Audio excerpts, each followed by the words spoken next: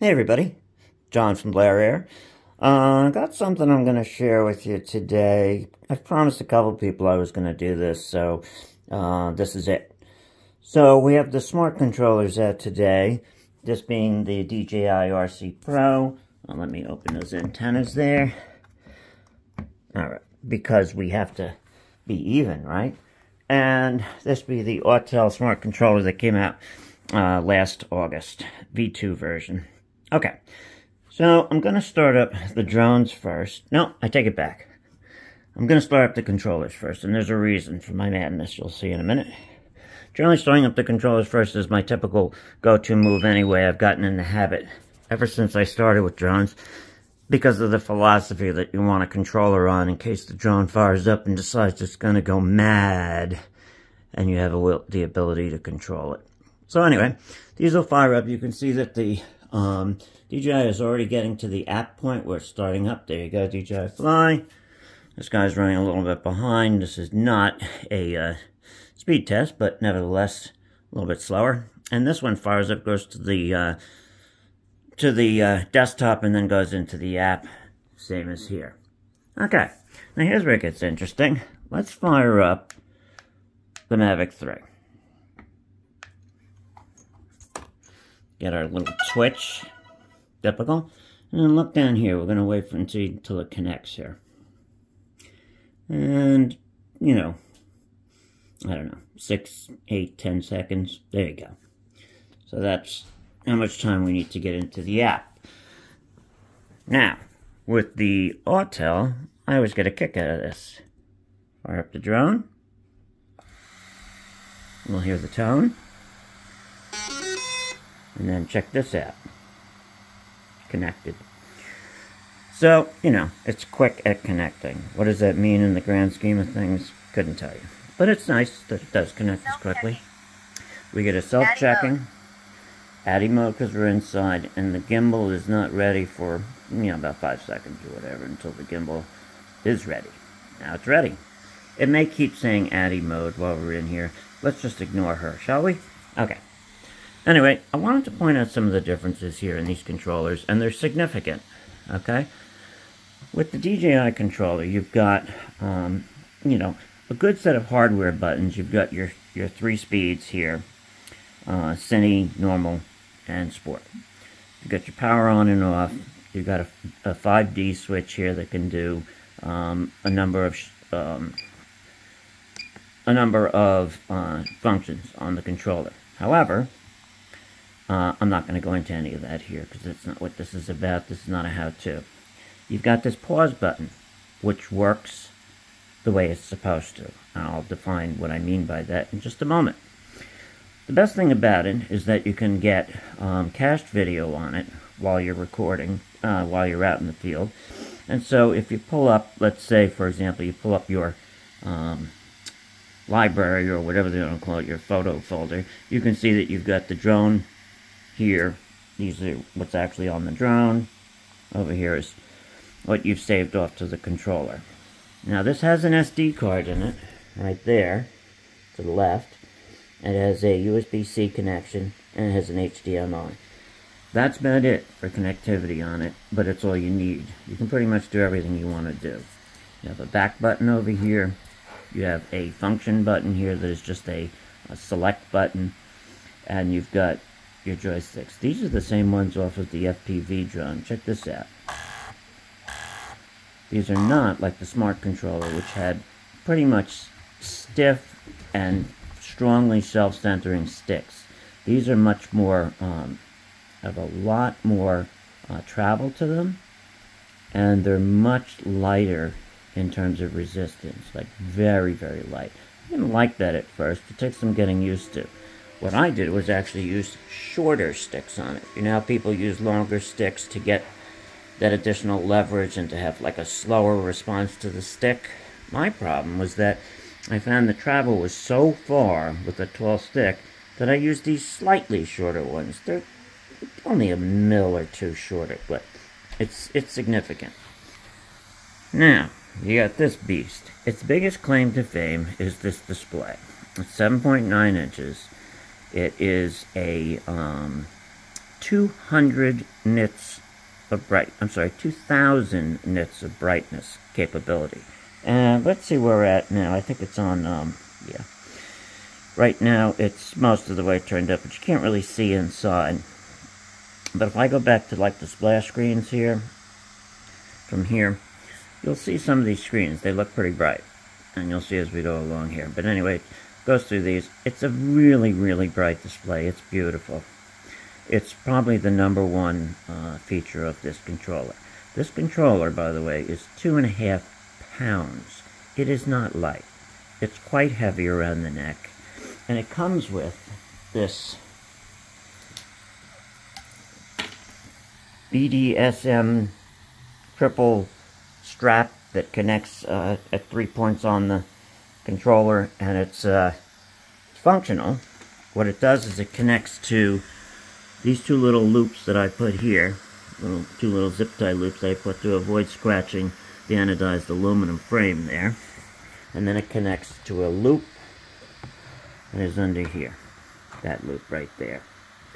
The back of it it's plastic, but it's got a carbon fiber finish.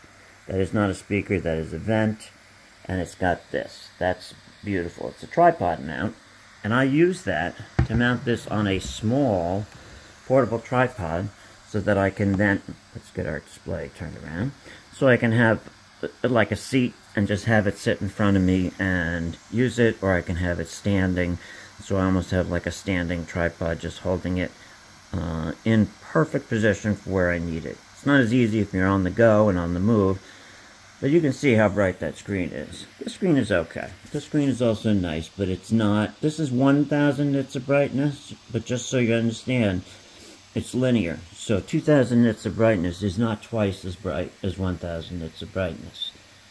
More in line with maybe 1.5 times. In any event, now we're going to talk about something that I really have had a problem with Autel on this. You don't get a lot of buttons on this. There's no launch button, which I think is ridiculous, and the app also does not offer you a launch button. So you have no way to do an automatic launch once you move to this controller from the standard controller. Not acceptable. Anyway, the piece that makes me crazy is it's beautiful the way they did these anodized buttons, and they kind of match the drone, right? They're a little bit more red if you want to be picky, but you know, they have the look, and it's very, very clean looking, really beautiful. You've got a home button over here, you have a pause button over here, you have these really, really nice high quality buttons, a C1 and a C2. So you get a C1 here, you get a video button there, a metal wheel for gimbal, and on this side you've got power, C2, metal wheel for zoom, and then you've got your photo button. All of those are made of metal and feel really good to the hand. It's a quality piece. Here's the biggest drawback. This button. It's a pause button. When you hit this home button, return to home button, you get a 3-second delay, so it makes sure you really mean it. Not that different from what you would get on the DJI. You have to push it, you hear a beep. If you let go too soon, it won't enable it, so you'll have to hold it down for a good maybe 2 to 3 seconds. Same is true with this home button here. They made a mistake. This pause button, which should be kind of an emergency stop button, also has a 3-second delay. 3 seconds of delay when your drone is in an autonomous mode, is about to hit a building, a car, the side of a child's head, is not ideal.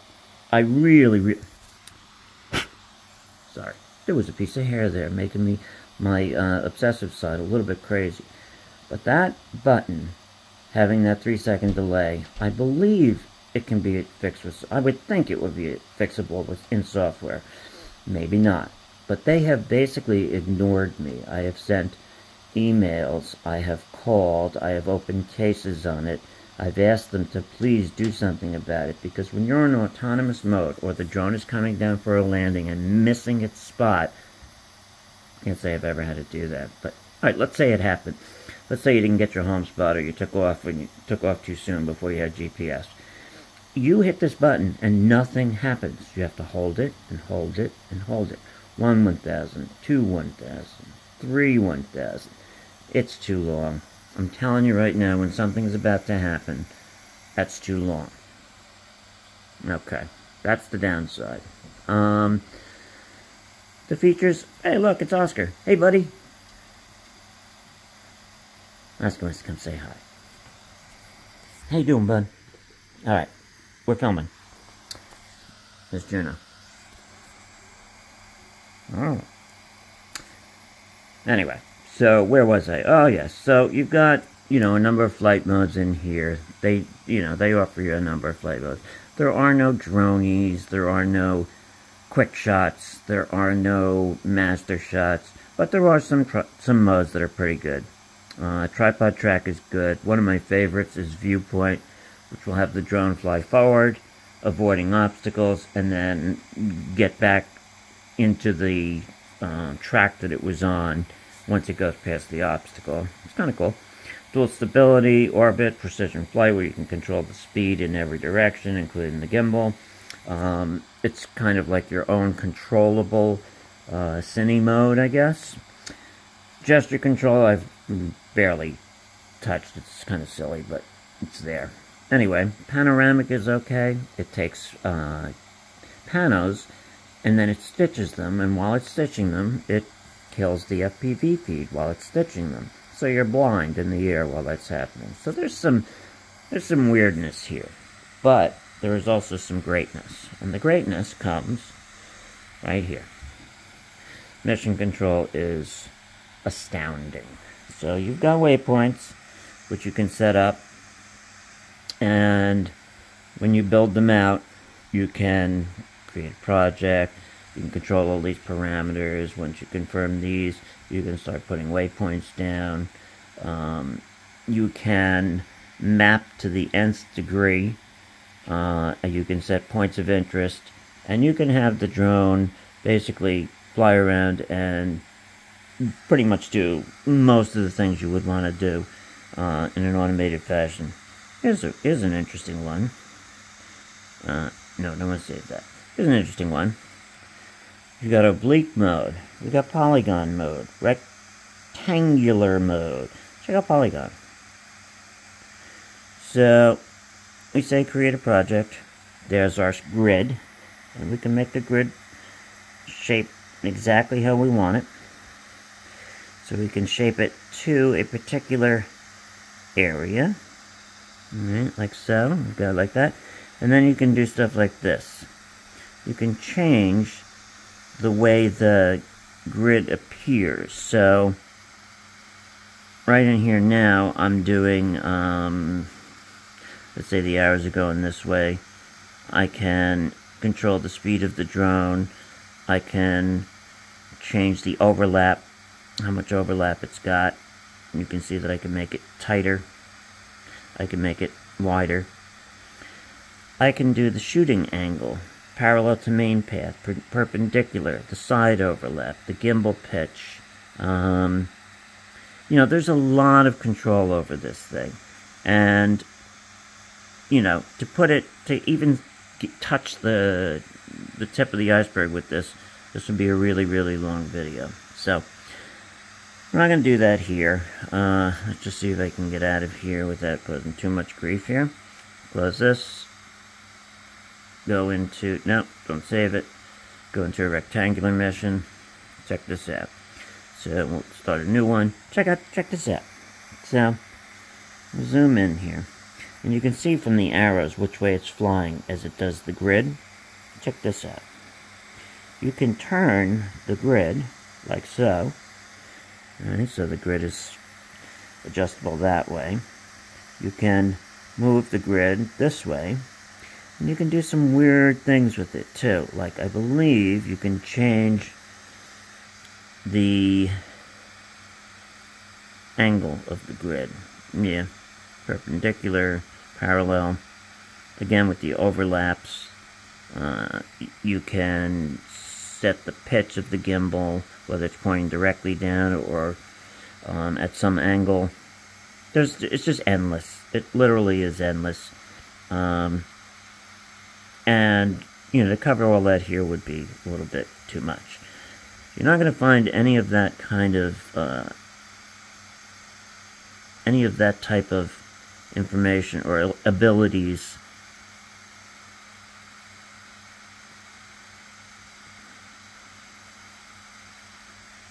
on this guy. You just, you know, that's not what this is about. This is more of a consumer drone.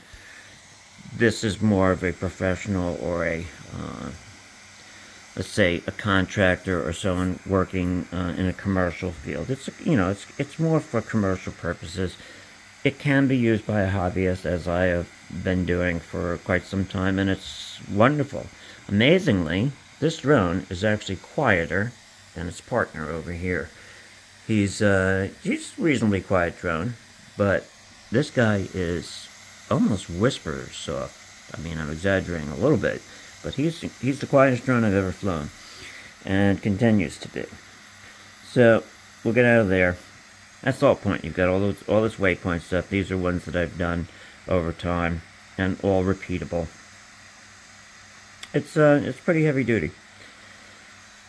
That's basically what I want to show you, the differences. You can see the screen size difference. By the way, that big strap that I showed you for the other one, here's what I use on the DJI. Just a simple camera strap. I've got connectors here that just clip in. You can use pretty much any, you know, photo strap that you would for a camera. This piece right here is a 3D printed piece that I got off of the forums. It's really nice in that it kind of matches the look of the controller. It makes it slightly taller, and it does make the inputs here, the HDMI and the USB-C, it makes them a little, you know, not flush. So some connectors or cables you might have troubles with. For that, I have a little extension USB-C that just extends it out about 1/2 inch. And this has been a long video, but I want to kind of just give you some back and forth between these two controllers. They're very, very different. They don't really work in the same way at all. I find it almost a completely different experience flying with one or the other. This guy's very heavy. He's got a beautiful image, but it does not handle media as well. You literally have to take the SD card out of the drone or plug the drone into your PC to get the video off of it. It doesn't save anything to the controller, nor can you download anything to the controller because it's Android, and the Android version of Autel Explorer does not allow you to download photos or video to your controller. Whereas over here, you can not only save everything to the controller, but once they got the 0500 firmware out, you could save everything to the SD card, which was really a plus. So basically I have everything cached to the SD, and everything I download from the drone goes to the SD card, and I don't fill up the lousy 32 gigabyte that this thing has. Getting a sensor error? Well, that's not very good. First time I've ever seen that. I wonder what that's all about. Maybe from just the warmth of sitting there. Anyway, I hope you appreciated that and got something out of it. And if I can answer any questions, just let me know in the comments, and I'll go ahead and try and answer any questions you might have. Thanks, everybody. Have a good night.